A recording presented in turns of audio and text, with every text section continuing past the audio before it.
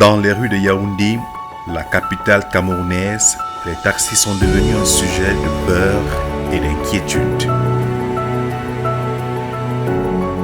Les agressions brutales, les enlèvements et les violences ont transformé les trajets en un véritable cauchemar pour les passagers et les chauffeurs.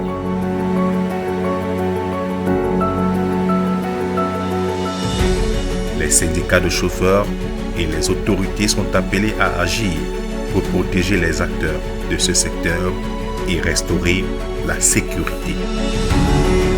Les victimes portent encore des séquelles psychologiques et ont besoin d'un soutien pour guérir. Les solutions numériques et la répression sont nécessaires pour éradiquer ce fléau.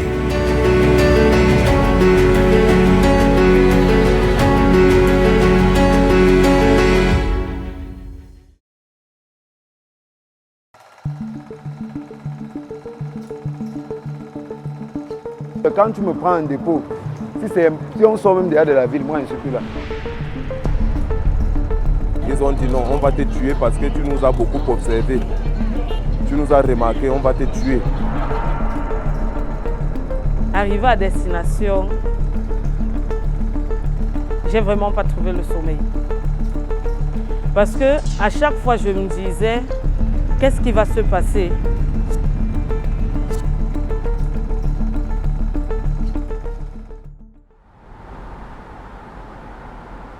Maxence n'a pas oublié cette nuit où son rêve a viré au cauchemar. Elle avait emprunté un taxi comme à son habitude, mais ce trajet a été tout sauf ordinaire. Il y a quelques mois, en revenant de Douala, je décide de prendre un taxi parce qu'il se faisait très tard.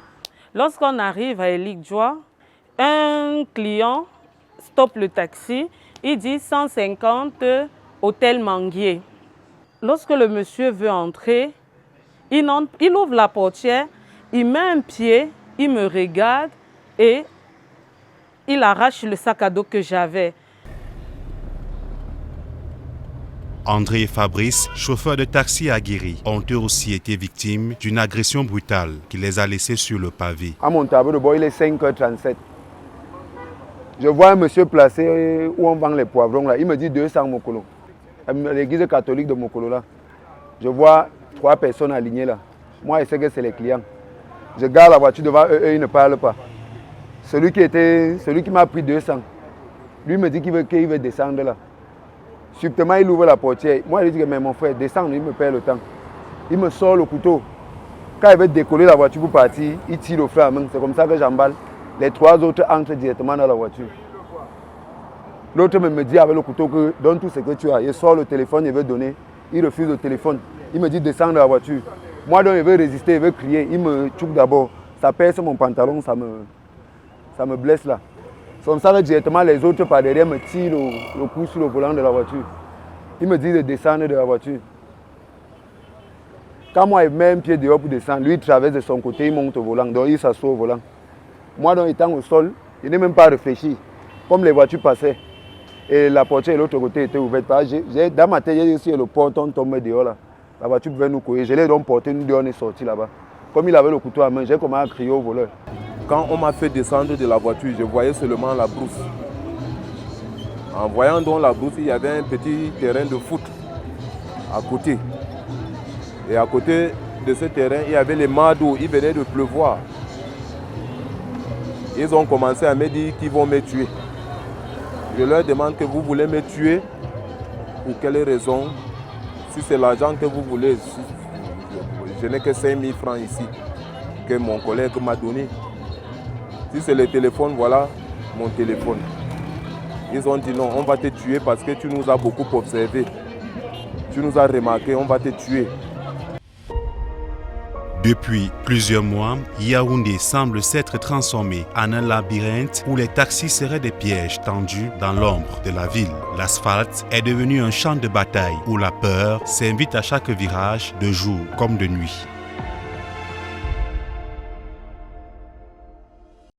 Vous prenez un taxi ordinaire, vous trouvez à l'intérieur 4 individus, c'est-à-dire que le chauffeur, 1, 2, 3 clients.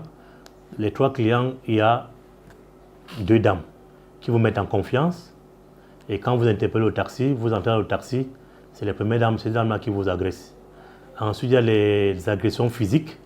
Il y a des substances qu'ils vous font boire et vous dormez et ils vont vous jeter plus loin. Tout le monde en parle dans les rues de la capitale, sur les réseaux sociaux et dans les médias. Face à la situation, les syndicats ont réagi dans le même sillage. Le fusil a changé de pôle. Avant, on accusait les taximens d'être à l'origine des cas d'agression dans les taxis vis-à-vis de leurs passagers. Pourtant, nous l'avons toujours décrié que le chauffeur, pour un taximan professionnel, n'est pas un bandit. Il n'agresse pas les passagers. Les victimes portent encore des séquelles, des cicatrices psychologiques qui ne guérissent pas aussi facilement qu'une écorchure à la peau. Il devient impératif d'apporter un soutien à ces âmes brisées, d'offrir un refuge psychologique à ceux qui ont croisé la violence dans un simple taxi. Il y a une peur énorme qui s'est accaparée de nos chauffeurs de taxi. Ils ne sortent plus. Certains vous disent qu'ils ne sont plus capables de prendre le volant le soir afin de prendre les passagers.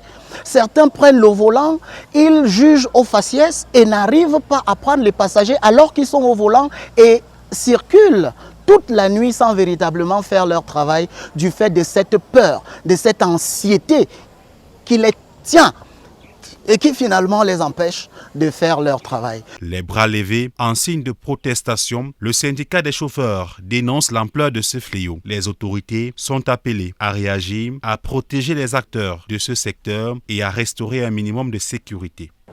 Les syndicats ne peuvent que faire des propositions. Nous n'avons pas la force coercitive. Nous ne pouvons pas aller, nous n'avons pas la police ni la gendarmerie. Je te parlais déjà de la police, c'est la police qui est habilitée à prendre nos propositions en compte et aller sur le terrain et les appliquer. Les forces de police ont pris des mesures avec l'interpellation de 26 malfrats ces derniers mois et de nombreux véhicules retrouvés, selon le coordonnateur de l'équipe spéciale d'intervention rapide de Yaoundé. Actuellement, nous sommes à 26 interpellés, 26 malfrats interpellés, y compris les vols à l'arraché des motos, vols de voitures et même des piétons. Les victimes, elles, disent plus jamais ça et proposent des solutions. Les chauffeurs, à leur tour, veulent des outils de prévention. Ceux qui prennent les taxis, il faut vraiment être vigilant, avoir l'œil ouvert parce que quand ce n'est pas un passager qui peut t'agresser, par moments, ce sont les chauffeurs eux-mêmes qui agressent et qui dépouillent les gens. Quand tu me prends en dépôt, si on sort même dehors de la ville, moi je ne suis plus là. Même si tu me payes combien, non. Il y a les quartiers que tu me dis dépôt, ils ne te regardent même pas. Ou quand je travaille, je vois un client un peu bizarre, je passe seulement. En un simple clic et en quelques secondes, la localisation d'un taxi pourrait être envoyée aux autorités. Le numérique, véritable épée de Damoclès, pourrait également jouer un rôle important. Chaque déplacement deviendrait ainsi visible et l'itinéraire traçable. La géolocalisation est très importante.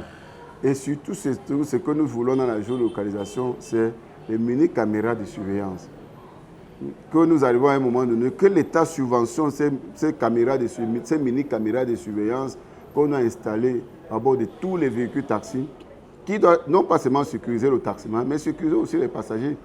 Mais cela ne suffira pas. Les forces de l'ordre doivent investir la ville, fouiller les coins et recoins, multiplier les contrôles. Il est temps d'éradiquer ce fléau. Au niveau de la pause centrale, quand les gens sortent pour rentrer chez eux, nous postons des hommes à ce niveau. Il y a des gens nos hommes patrouillent à pied, en moto et en véhicule. Le délégué général nous a prescrit que les fêtes de fin d'année doivent se passer dans la tranquillité. Tout compte fait, les syndicats des chauffeurs, eux, ne demandent qu'une seule chose, que ça roule désormais sur l'axe de la sécurité à Yaoundé. Mais nous demandons aux usagers d'être très très vigilants. Avant d'entrer dans un taxi, ils doivent vérifier si le taximan en badge, si le véhicule a l'immatriculation au niveau de la portière et au niveau des plaques de matriculation avant et arrière. Cependant, le 11 novembre 2024, un chauffeur de taxi a été appréhendé pour enlèvement simulé. Le préfet d'Umfundi a précisé qu'il n'y a pas de chasse au taximan à Yaoundé, contrairement à ce qui est véhiculé dans l'opinion publique. Il est donc inadmissible que les cas de suicide, les cas de mort naturelle, d'enlèvement simulé, qu'on véhicule ça comme des morts de taxi ou quoi que ce soit. Il est urgent d'agir pour que demain, le taxi ne soit plus un piège mortel, mais un mode de transport qui roule vers la sérénité retrouvée. Et c'est une affaire de tous.